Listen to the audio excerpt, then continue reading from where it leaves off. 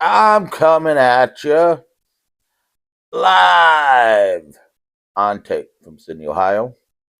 And today we're doing one of the greatest movies ever made, Manos, The Hands of Fate.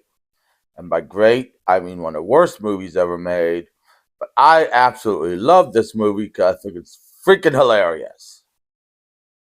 Now, we all know the story of Manos, The Hands of Fate.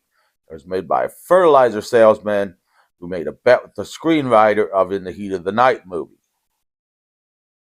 He made a bet that anyone could make a movie, and he made a movie, and he made one of the worst movies ever made. That's the backstory. Now, I don't think he got actual actors. I think he just got random people. So it starts out with driving. Lots and lots of driving. And jazz music. Lots and lots of jazz music. And then he turns to go into the desert, the family does. And then we see a teenage couple, well, they're probably in their 20s, making out by the side of the road. And my opinion is they just hired a random couple to make out by the side of the road and just paid the people playing cops to hassle them. I mean, that would be the easiest way to do it.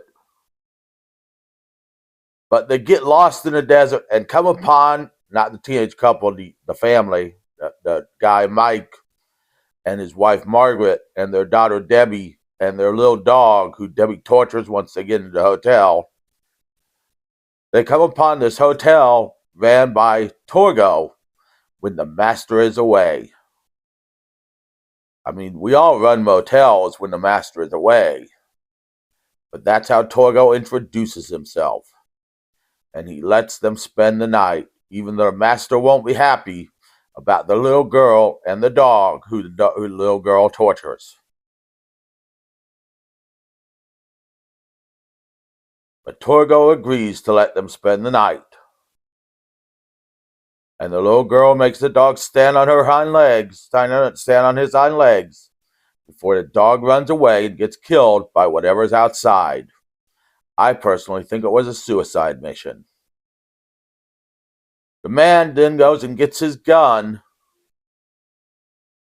but Margaret doesn't want to stay because she sees a picture of the master and he looks sinister, surrounded by hands. So apparently the master either has a hand fetish or Manos has a hand fetish. Either way, someone has a hand fetish. So then Debbie disappears and finds a new puppy, the master's puppy, who Mike gets ready to shoot, but the dog runs away. And then they go into the room where the master and the puppy, who has somehow chained itself back up, and the master's many wives are sleeping. And they decide, and Mike decides Margaret and Debbie need to lock themselves in the bedroom where Mike has a talk with Torgo. But the master wakes up while Torgo decides to have a meeting with Margaret and declares he's going to make her his wife and touches her hair. Margaret backs away, but her eyes say, I want to be ravaged by you, Torgo. Make a woman of me like Mike never has before. But they can't leave because the car won't start. Because no car will ever start in any horror movie.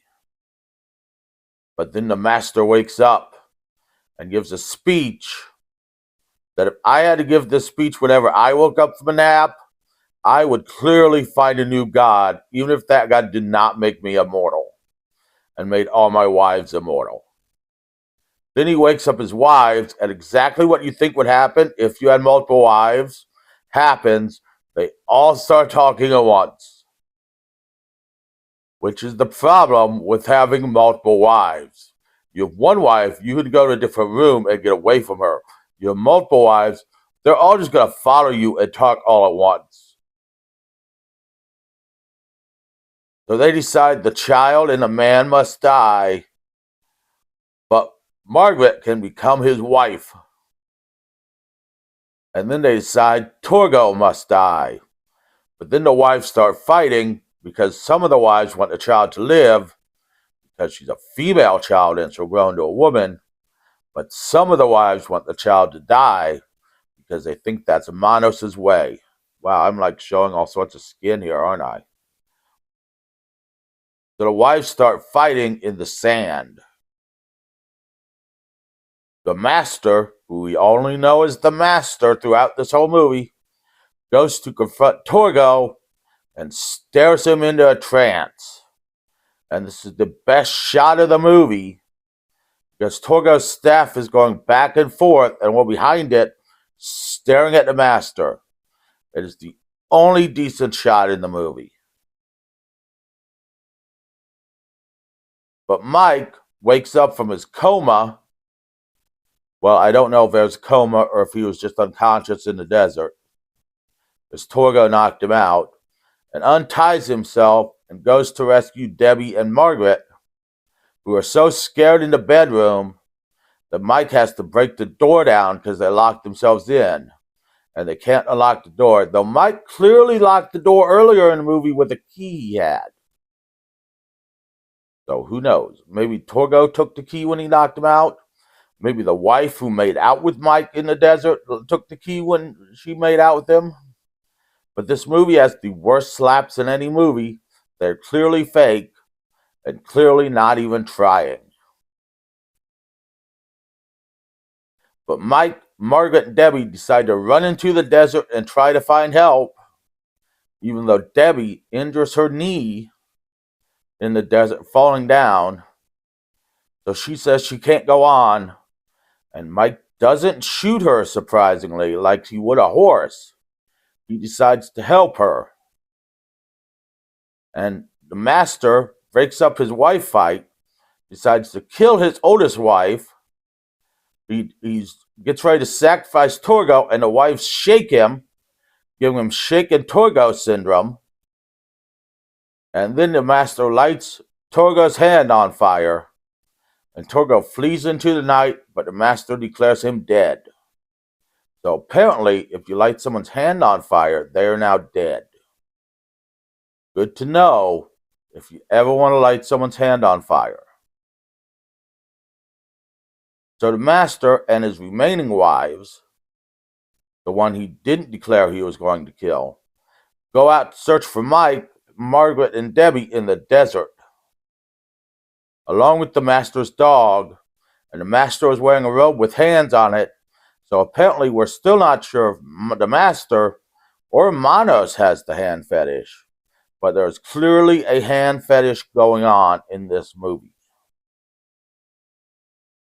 Mike, Margaret, and Debbie eventually decide to go back to the house, where the master comes out the bedroom. First, Mike fires randomly into a wall with his gun. Then Mike seemingly fires into the master, who cannot die.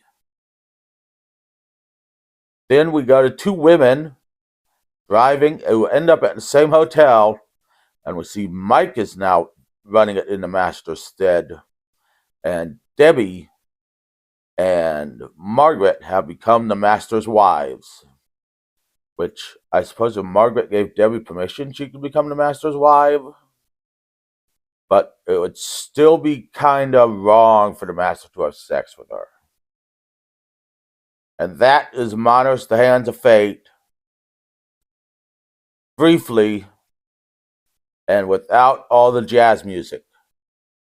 Now, I do have a keyboard, and I can find a trumpet player. So if you want me to play all the jazz music, we could probably do that. I mean, my nephew has a trumpet, and I have a keyboard. So we could probably bring you a lot of the jazz music from this movie. But I prefer not to, because it's really, really annoying. So join me next week where we'll talk about something or other on a wrestling show. And we're going to review the new Mickey Mouse horror movie on Tubi. That's name I don't remember off the top of my head because I should have looked it up. See you then.